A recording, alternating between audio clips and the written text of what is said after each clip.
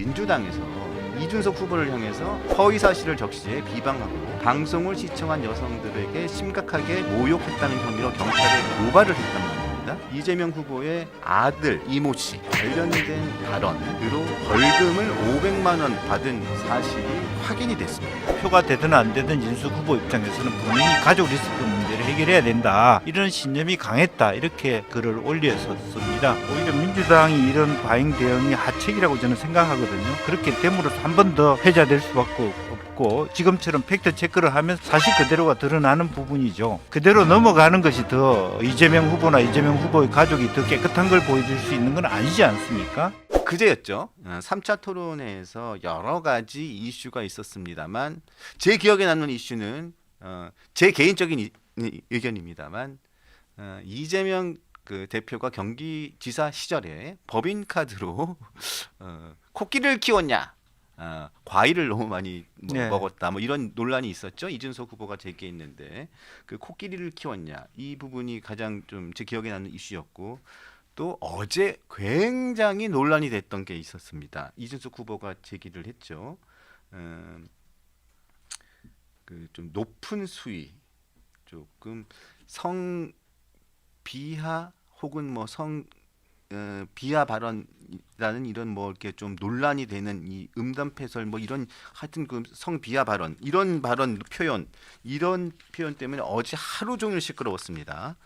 그 부분이 논란이 돼서 지금 어제 이준석 후보가 일단 대국민 사과를 하기는 했는데요. 공교롭게도 어제 그 발언과 관련해서 당사자 격인 이재명 후보의 아들 되는 이모 씨가 관련된 발언으로 추정이 되는 발언과 관련해 가지고 벌금을 500만 원 받은 사실이 확인이 됐습니다. 자, 저희가 지금 공소장을 제가 입수를 좀 했는데 그 내용을 좀 잠깐 좀 보고 좀 여쭤보겠습니다. 좀 민주당 출신이시기 때문에 제가 이게 좀 질문을 하기가 좀 개면쩍습니다만 일단 이거 팩트 내용이기 때문에 팩트 내용으로 좀 여쭤보도록 하겠습니다.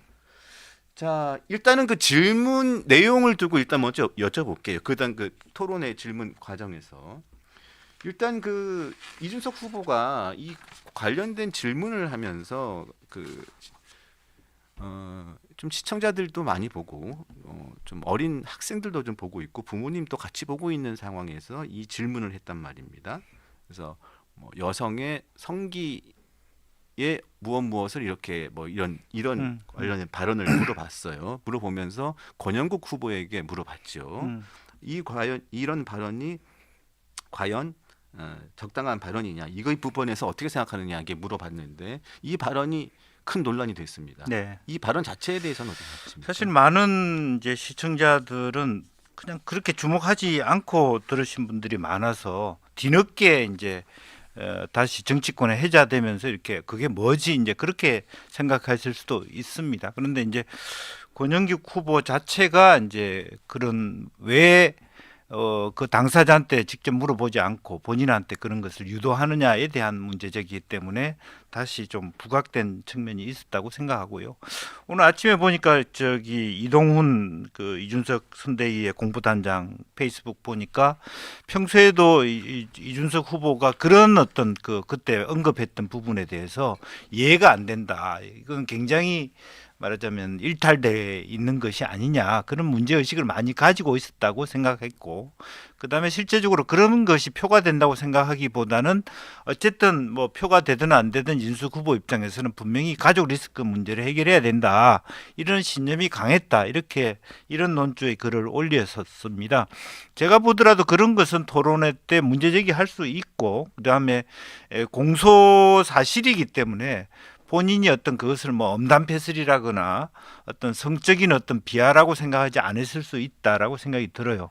다만 이제 제가 느끼는 문제 의식은 이러한 가족 리스크 해결을 위해서 예컨대 특별감찰관 제도를 좀 엄호하는 게 어떠냐라든지 어떤 차제 이런 문제를 좀 어떻게 해결할 거냐, 가족 리스크 뭐 김건희 여사 얘기도 나왔습니다만은 이제 그런 부분이 이제 아마 이준석 후보도 그런 말씀도 쓰셨어요.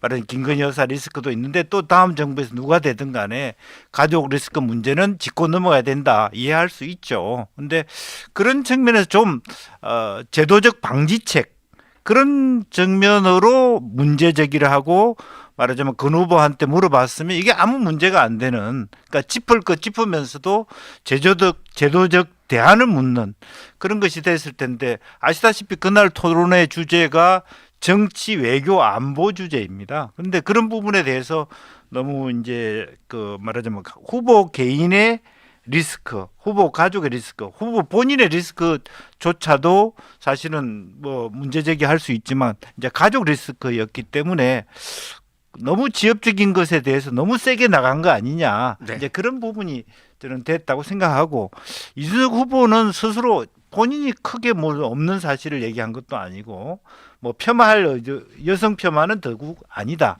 이렇게 반발을 하고 있는데, 조금 이 문제를 해결하는 방식에 있어서도 내가 뭐가 문제인데 이런 태도의 문제 때문에 이준석 후보가 1차, 2차, 3차에 누적된 뭐 말하자면 이재명 대표 후보에 대한 질문 태도라든지 이제 그런 문제 때문에 이것이 더 부각되고 있는 거 아닌가 그렇게 보여집니다. 그러니까 사실 보면 질문을 할 때 이게 지금 상황이 보면 이재명 후보의 그 아들이 어쨌든 간에 지금 수원지방법원에서 약식 기소로 해서 벌금 500만 원이 선고가 됐지 않습니까? 네. 이게 작년 10월에 된 문제인데 이 사실에 대한 팩트를 확인하고 이것을 질문을 했더라면 그렇습니다. 그러면 사실은 뭐 이재명 후보도 얼마든지 그 자리에서 아마 이번 토론 동안에 이재명 후보의 스탠스는 큰 문제를 안 만드는 쪽으로 갔기 때문에 바로 적극적으로 이 부분에 대해서는 사과하고 넘어갔을 겁니다. 이제 그런데 그렇게 이 의제는 사실은 치고 빠지는 의제였어야 되는 거예요. 네. 그런데 그걸 단도직입적으로 표현으로 설명하다 보니까 그 표현에 대한 논쟁으로 불을 붙어서 전혀 본인이 의도하지 않았던 이상한 방향으로 흐르고 있다. 그렇게 봐야 될 것 같습니다. 그럼에도 불구하고 일단은 이 부분은 좀 사실 팩트 확인은 좀 해야 될 부분이 있어서 해야겠습니다. 왜냐하면 이재명 후보가 아니고 민주당에서 이준석 후보를 향해서 이재명 후보가 당선되지 못하게 할 목적으로 허위 사실을 적시해 비방하고 방송을 시청한 여성들에게 심각하게 모욕했다는 혐의로 경찰에 고발을 했단 말입니다.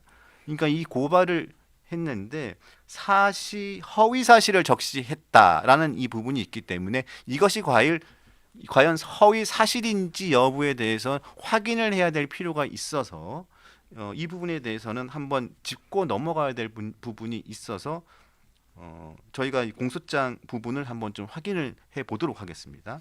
자, 2014년 6월 18일 날 수원지방검찰청에서 기소를 했고 15개 혐의를 가지고 수원지방검찰청에서 기소를 합니다.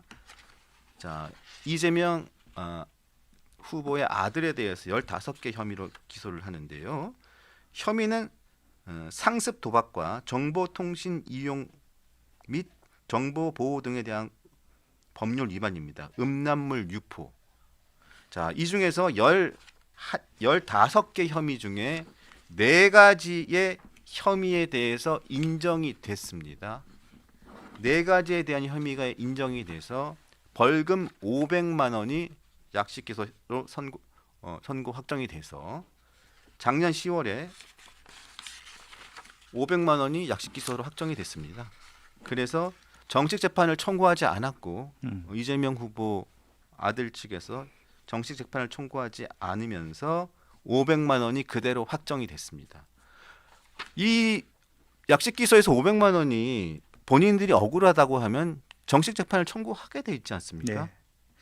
아마 뭐 지난 대선에도 이런 부분이 문제제기했던 부분이고 일부 이재명 후보가 그때 당시도 사과했던 부분이어서 오히려 민주당이 이런 과잉 대응이 하책이라고 저는 생각하거든요. 그렇게 됨으로써 한 번 더 회자될 수밖에 없고 지금처럼 팩트 체크를 하면 사실은 사실 그대로가 드러나는 부분이죠. 이제 뭐 이준석 후보가 노리는 게 이건지는 모르겠습니다만은 그런 의미에서 이것은 그냥 그대로 넘어가는 것이 더 두 번 회자되지 않. 결국 세 번 네 번 회자돼 가지고 뭐 이재명 후보나 이재명 후보의 가족이 더 깨끗한 걸 보여줄 수 있는 건 아니지 않습니까? 이제 그런 면에서 조금 민주당이 좀 그런 지나친 고소고발은 오히려 더 말하자면 자기 스스로에 대한 피해가 올 수 있다는 생각을 할 필요는 있을 것 같고요.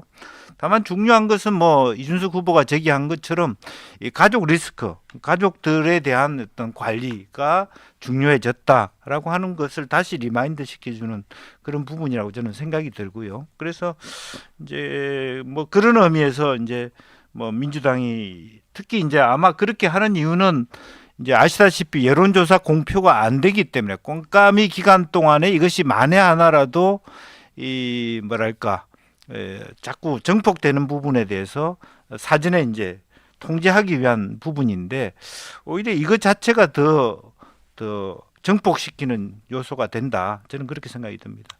그래서 이 제가 공소장을 확인해보고 법원 판결문이 아니라 공소장을 보니까요.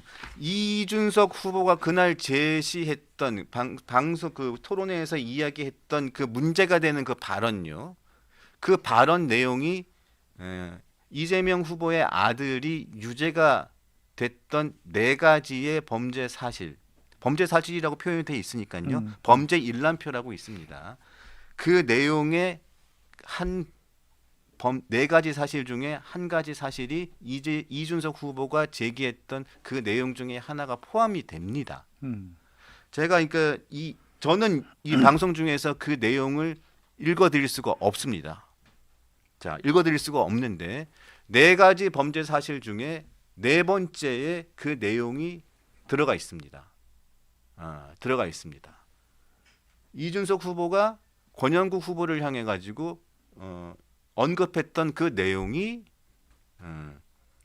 이재명 후보의 아들 자제가 벌금 500만 원이 선고되는 범죄 사실 중에 하나로 들어가 있다는 점을 저희가 입수한 수원지방검찰청과 검찰청에서 범죄 사실로 인정을 하고 벌금 500만 원을 수원지방법원에서 약식 기소로 벌금 500만 원으로 선고한 그 내용 중에 들어가 있다는 점을 제가 확인을 했고 지금 보여드리고 있는 그 내용이라는 점을 말씀드립니다.